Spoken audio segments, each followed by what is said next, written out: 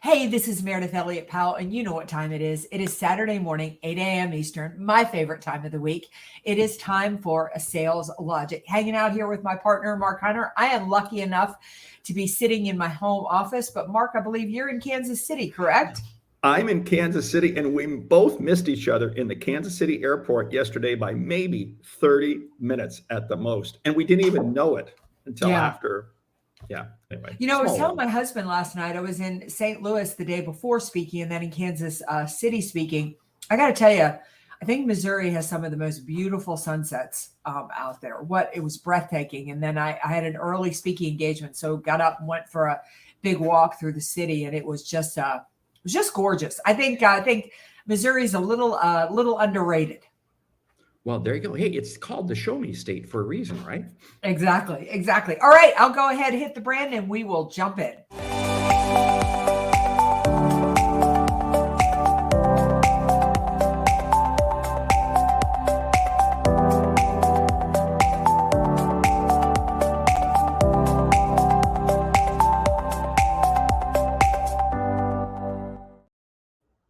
Once again, this is Meredith Elliott Powell, 8 a.m. Eastern, Saturday morning, time for Sales Logic. Now, before Mark tells you what is on tap for today, I want to back up and help you understand how the show works.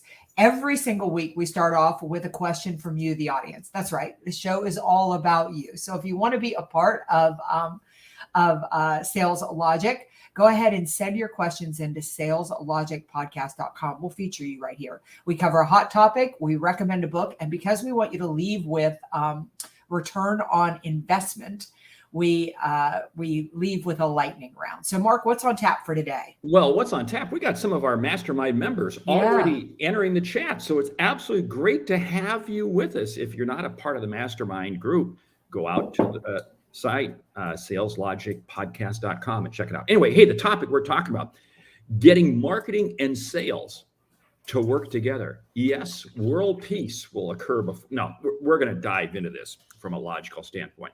Getting marketing and sales to work together. Hey, the question comes from Sylvia in London. She writes, my sales team is underperforming and they are blaming marketing. Ooh, that's not unusual. For bad leads. Marketing feels like they're doing their job. Help. How do I get these two to work together? And how do I figure out if it's a marketing issue or a sales team issue? Well, let's just answer that question right there. It's both. It's funny. I was with a group yesterday when I was speaking for this organization, and they're getting ready to get a new customer relationship management system. And one of the goals is to get marketing and sales to work together. While both are doing a phenomenal job, they're working in silos. And that's what it sounds like is going on with you. Number one, if you want marketing and sales to work together, you need to clearly define their roles. What is the responsibility of marketing? What value do they bring to the table? And what are they responsible with as far as the lead goes? And then what is sales supposed to do with it? I think one of the biggest mistakes I see is that once marketing determines a lead, sales assumes it's qualified. And marketing can only qualify a lead so far. Mark and I could both have leads completely in our target market, but once we have that conversation, the lead isn't valid. Please, anybody listening to this, the value of a salesperson, the value of you is once you get in front of a prospect, you have to sell from a place of power. You are determining at that point, is this the right prospect for me? But you can't do that until you have a conversation. So true on that. And this is what's interesting. It starts as a name, then it becomes a lead. And somehow people think a lead is something I can close. But then we have what we call MQL and SQL, marketing qualified lead and sales qualified lead. And let me tell you something, those are two separate universes in most organizations because, just as you said, marketing and sales works in silos. Marketing has got their objectives that they want to run with and they want to achieve, and sales has theirs. And I was in a conversation with a CMO, Chief Marketing Officer, just this week. And he was lamenting about, we're delivering all these leads and so forth. And I go, hold it. That's all they are is leads. They really have not been qualified. And he says, but yeah. But he says, and I had to push back because I said, how you're getting them is by you're just sharing product features. Product features don't do anything. The role of marketing is to create awareness. The role of marketing is to create a sense of inquisitiveness that I, the customer, have got to explore. And I was pushing back on the CMO that I said, you and your team are not doing that. You've got to get deeper, and you've really got to be lining yourself up with what sales feels they need as a sales qualified lead. And that's a completely different universe for most marketing teams. I love what John just shared here. I was just about to go there, John. Big fan of job shadowing with marketing and sales. Absolutely. Mm-hmm. Sales needs to spend a day with marketing. Marketing needs to get in the car, get on the road, sit and watch a virtual sales call. They need to understand. And then I love this fact, this statement, make sure sales provides deep feedback on leads. I was just at a coaching client yesterday. We were talking about this, and they just came on with HubSpot. And I was I was meeting with the CEO about one of his sales team members that I'm working with. And he said, what kind of progress is he making? And I said, phenomenal progress, but he has no control, the way their process is set up, over the leads that come to him. He doesn't have any part of that. And I said, a salesperson is only as good as the qualified lead that gets in front of them. Here's the problem. If salespeople are not continually educating marketing as to what is a qualified lead, what did you send me last month that worked? What did you send me that didn't work? And then marketing can begin and get better and better and better at understanding a really qualified lead. You are so spot on with that. And John is so, what drives me crazy is so many organizations, they record their calls, they record their Teams calls, Zoom calls, GoToMeeting, whatever. And if marketing can't take the time to sit there and watch and observe some of those calls, then shame on marketing, because you're right. The only way marketing is going to understand what sales needs is by them really understanding what happens to their leads that they send over to them. But here's something that I'm going to do I get wound up on this. Sales. It's your job to own leads. It's not marketing's, okay? Because here's the whole thing. I love it when marketing brings me leads. I love it. I love inbound stuff. That's always terrific. But sales, it's our job in sales to also be out there prospecting, to be out there generating leads. Why? Because here's the thing. It's going to help us be more knowledgeable as to what marketing is going through. It's going to help us be more knowledgeable in terms of what is the customer looking for. If we only accept what comes from marketing, then guess what? We're going to blame marketing. And I'll tell you what, it's the old joke. Why do we have sales? Why do we have marketing? So sales can blame somebody else when they don't make their marketing. Why does marketing? So marketing can blame sales when they don't achieve their objectives. Guys, we got to get on the same page. Mark, one thing that's really hitting me is that most of our audience doesn't have a marketing department and doesn't have a sales department. They function more like you and me. I am marketing, I am sales. And so the question on the table is, you've got to make sure, and what are you doing to make sure that your marketing and your sales are aligned? I was working with an investment advisor just a little while ago, and we were trying to align his marketing and his sales. And just like you and me, he is marketing and he is in sales. And when we really defined his target market, what we got down to is most of the things that he was supporting in his community, most of the networking events that he was attending, his target market wasn't there. It was, he only works with clients that are 1.5 million net worth and over. And he was spending a lot of time going to Chamber of Business after hours. He was spending a lot of time he had a Rotary breakfast group that was about 35 people. And when we really got down to it, most of the people in there don't have a net worth of 1.5 million plus. So he's networking in a place where his target market is not. It's so true on that. And what they are is busy, but they're not really doing what and this is where I think so many solopreneurs make a big mistake. They feel that it's all about the number of views they get on a post, or the number of clicks, or the number of people they have on their email list, and so forth. It's narrowing it down further. And just as you were talking to that advisor, he says, I want to work with people who have a net worth of 1.5 million or above. You have to understand where's your market and focus your effort there. You may actually wind up doing less marketing, but it is more effective. You and I both have email lists, and you and I both email and we post stuff and we can get excited, but it's not the 4,000 views this LinkedIn post gets. No, it's to get the right 2 views, did it get the right 2 interactions? And you've really got to understand who is your market before you think about that. And again, this comes back to marketing. Marketing and sales. Have you sat down and really defined who is your ideal customer? Right down to what they look like. What do they talk like? How do they behave? You have got to get so tight, then I can truly finally begin to become effective. No, go ahead. Hugh, thank you. Stop the blame game. The key in every relationship is communication. Move out of the silos. Hugh, you're so spot on. Another member of our mastermind group. But I'll tell you what, it's hard to move out of the silos unless we're creating KPIs that overlap. I want to talk to anybody in sales right now. When I was coming up in sales, we thought marketing was a nuisance because we didn't need them, to tell you the truth. I mean, if they shot us leads, that was fine.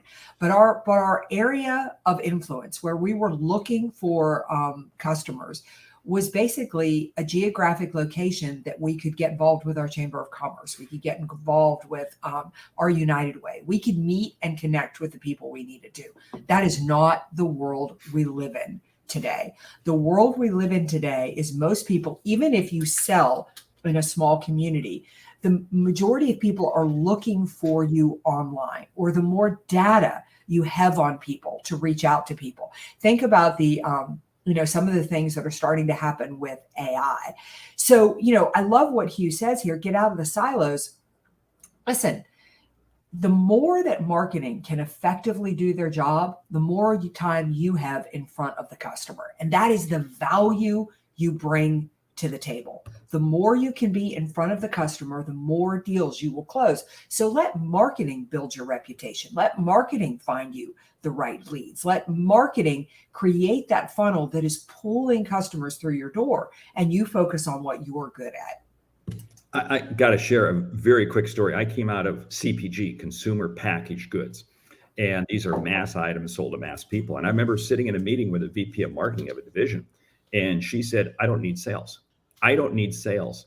I don't need you. Because again, in the consumer world, marketing was everything. But now, what do these two contrasts of what Mayor said, what I said, what do they have in common? It's understanding your role in the marketplace. And if you don't understand the whole decision-making process that the customer goes through, because again, it's going to be different. The role of marketing, whether you're a solopreneur or whether you have marketing, is going to be different as to whether or not you are having to convert or educate. Convert, in other words, what you sell, customers are already buying, but they're buying it from somebody else. That's a conversion game. If, on the other hand, you're coming out with a new product, a new service that the marketplace is not familiar with, now I have to educate. And those are different avenues. And again, marketing, regardless, solopreneur or big company, if you understand that, it's amazing how you can craft your messaging and where you choose to focus your effort. Yeah, I also want to add the fact that, this is a time when, one of my favorite parts of the sales process, and the one I am most passionate about, is follow-up. And when I was coming up through the ranks, we would literally have to choose which customers we followed up with. I would have to let some go because I didn't have time to follow up on them. But with marketing, everybody that I qualify my leads, A, B, and C, and all my C leads go into an automated follow-up. I mean, marketing is able to handle those pieces for me and keep me in front of customers. And I was just a week or so ago, I was in Maui working, and that was a lead that I had probably started calling on, 2.5, 3 years ago, and didn't respond at all. And I ended up going into my C's, and through automated follow-up, I ended up landing that deal. And it's so, and got to explain, you were only in Maui for what, 26, 27 hours? Like that. Yeah, you were in and out. But this is a key piece, because What it does is it allows you to spend your time and effort only on your A leads, only on your A. And you allow marketing to nurture and continue to develop the C's. And again, that C then became an A and you were able to close the deal. That's the efficient use of time. Salespeople of all size and all types out there, regardless, you have to understand, are you focusing your effort against only your A? And that's probably a lot fewer leads than you realize, a lot fewer really highly qualified people than you realize. Allow marketing, whether it be a solopreneur and you have your email campaigns and so forth, or you're with a bigger company, you have a marketing, let them handle it. Your time is your most valuable asset. And this is where marketing can help you immensely, really allow you to more effectively use your time. Absolutely. Absolutely. And, the thing is that for anybody, again, who functions like Mark and I function in more that we are marketing and we are sales, go back and start to think about what could marketing be doing to build my reputation in the market? What could my marketing strategies be doing to put me consistently in front of the right leads? And how could I use marketing to better follow up and stay in touch with those prospects that I don't want to do that with my manual follow-up pieces? I mean, Mark, this has really inspired me. I think I need to go back in and look at how I am aligning marketing and sales. I bet I've got some progress to make there. Well, it's kind of funny because I just had a conversation yesterday with a couple of my staff people. We use Zoho as our CRM. And I said, we're going to start looking at things a little bit differently within our Zoho CRM system. And I said, okay, I gave them some tasks and things to work on. I said, Tuesday afternoon, let's get back. I want to talk about the progress we're making and begin to understand, because you're right. We always have to be continually evaluating what we do. But here's the whole thing. Don't think, and this is where so many solopreneurs, I'm talking to you, the solopreneur out there. Don't think because you don't have a system, you don't have this product, you don't have this, that you can't do anything. Waiting till you have the right product, the right tool, the right CRM system. No, sorry, get going. You and I both know people who have tremendous businesses just working off of a Word document. That is literally the only thing they have for keeping track of who their leads are and so forth. Don't allow the lack of a tool to impede you from putting in place a strategy that you need to grow your business. So incredibly well said. So, I was just thinking that if I were a salesperson in corporate America today, I think that I would understand that my fellow salespeople are probably going to waste their time and energy blaming the marketing department. I would go over there and I would start to become their best friend, because the more that marketing is well positioned to help you out, the more successful you are going to be. I tell you what, I'm amazed at the number of times I meet with VPs of sales and so forth. And I ask them, how often do you talk to your counterpart? And they say, oh, we have a quarterly meeting. And I go, you got to be kidding me. I said, if you're not having a weekly meeting, because I tell you what, if the VPs of sales and the VP of marketing aren't talking, guess what? It's going to trickle all the way down. And guess what? People down at the lower end of the food chain, they are not going to see eye to eye either. And it's going to be a blame game. Yeah. We have the ability, sales, talking to us as salespeople, we have the ability to exponentially increase our success if we harness the power of marketing, and it starts by working with them. One final piece I'll say on this. Don't think for a moment something has to be perfect. Just do it. Just do it. I don't worry about trying to dot the T's or dot the T's. You didn't even get that perfect. Cross the T's and dot the I's. Thank you. I need more coffee this morning. Yeah. It just go. Speed wins. Yeah, absolutely. So again, for those of you who don't have a marketing department, you're again like us. I think bringing this to fruition, we all need to go back and look as we move into 2024. How clear have we been on our target market? How clear on our target market and how clear on our value prop? If you didn't listen to the episode where we talked about value propositions, we should put that in the show notes so that you can go back and you can reference it. But get really, really clear on that target market and really clear on the value proposition. In other words, why would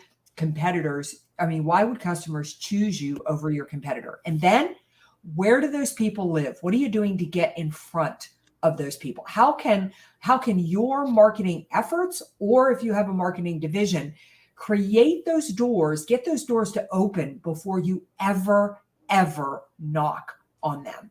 And then what could you be doing? How could you use marketing to keep you in front of and follow up with those prospects that haven't quite closed yet? I was just working with a client the other day, and we're doing a whole video follow-up series to their prospects that came in. They had a meeting with them, but the deal hasn't closed.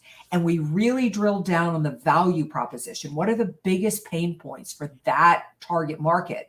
And then creating a video series that we're just going to drip out to them, just to stay visible so that when they're ready to buy, we're in front of them. But the beauty of it is, once we shoot those videos, we're done. We don't have to do anymore.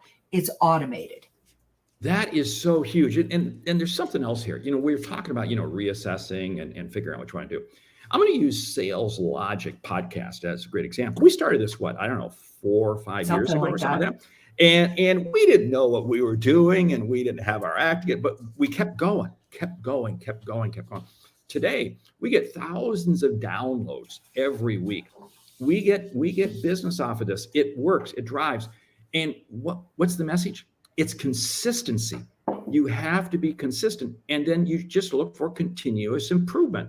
The show that we produce today, vastly different than what we did initially when we started 4 or 5 years ago. I don't know.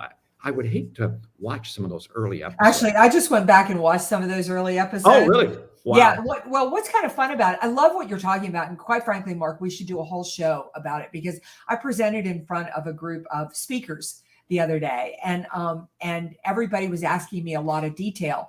And I just started to laugh, and I said, I think the biggest difference between all of you and me is that you're perfectionists and I'm not. And sometimes that's a really big downfall for me, that I'm not, because I'll move without thinking.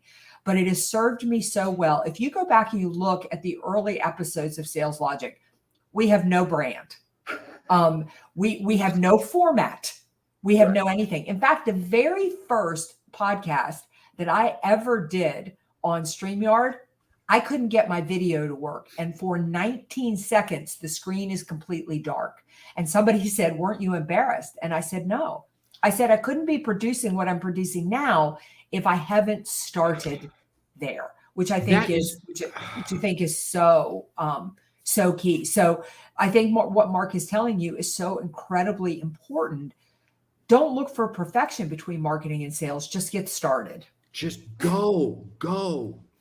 Because again, you never know what you can achieve until you start doing something.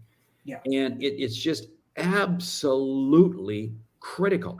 Here's the thing. If we wait for perfection, we all want to put out a good product. We all want to have a great sales call, and we all and totally understand, totally get that. But boy, don't think that this is going to be the only swing at the plate you're going to get. Don't think this is going to be the only opportunity. I mean, again, I've blown many sales calls. I've blown many opportunities. But you know what? Why are you laughing at me? I'm just laughing because I'm just thinking. Thinking. Yeah. Yeah. Because again, we've all done it. But what do? You keep going. And it gets better and better and better. Yes. Yeah. Yeah. All right, Mark, we got Barry Banther here with us this morning. Hey, that is great. Yes, got to be selling when nobody's buying. You two are so pragmatic, and that is excellent. I look at it this way, Barry, and great to have you on the show. Yeah. There's always Barry's a powerhouse, Hall of Fame speaker. He is a powerhouse. And I love it because there's always a market out there. There is always a market out there. There's always opportunities. You just have to take the time to listen enough, be diligent enough, and keep going. Keep going. Dave Sanderson, another member of our mastermind group. It's easy to blame marketing, but if you keep blaming marketing or operations, you stifle your opportunity for growth. Take personal responsibility. It's so true, because when you start blaming, it's amazing how you really develop a negative mindset. And as soon as you develop a negative mindset, guess what? Everything shuts down around you, and you will no longer see the opportunities that you have out there. You know what I think would be a great show, and maybe we'll do this next week or something, is just a failure show. I mean, I could go on for 2 days with every time I've fallen on my face and made, and just done something really stupid in the sales arena. But if I hadn't done that, I wouldn't be where I am, where I am now. And I think that is, you look at anybody down through history, anybody who's been successful, and they will tell you that it is only through progress that you find confidence to be successful at the level you need to be successful. Oh, Natalie saying taking action is key. And I love Hugh's comment. Perfection is the death of success. Perfection is the death of action. Just go. Wow. Yeah. All right. Yeah. We got 4 minutes to do the book and the lightning round. Yeah.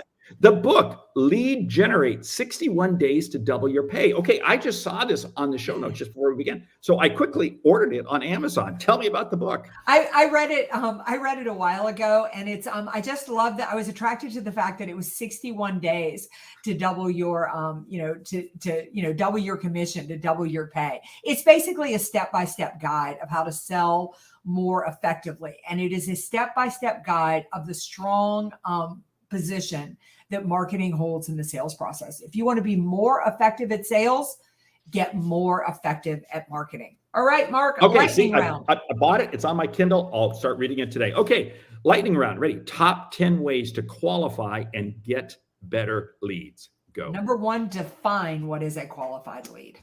2, talk to your existing customers to get referrals. Number 3 is make sure you have the right questions, that when you're in front of people, you're not asking as much to try to get a sale as you're asking to learn, is this a good prospect? Be consistent. Don't give up on people. Be consistent. Number 5, ask for referrals. Number 6, when somebody has turned you down, they've rejected you, go back to them, share with them new information. You've taken the time to educate them. Get them on board with you.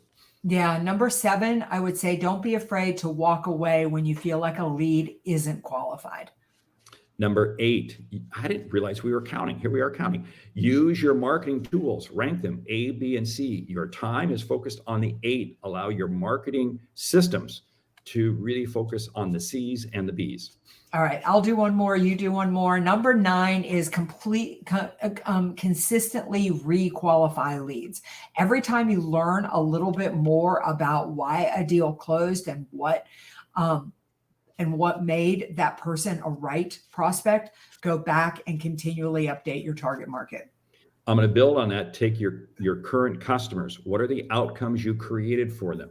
Then back up and say, what are the questions I can ask other leads, other prospects, to be able to determine if they have those same outcomes. So with that, we want to say, hey, thank you for listening to Sales Logic this week. If you like what you hear, subscribe, rate, and review the show on your favorite podcast app. If something we've said has earned you a single dollar, hey, consider telling a friend, because it's how we grow when we help you grow. I'm Mark Howard. And I'm Meridith Elliott Powell.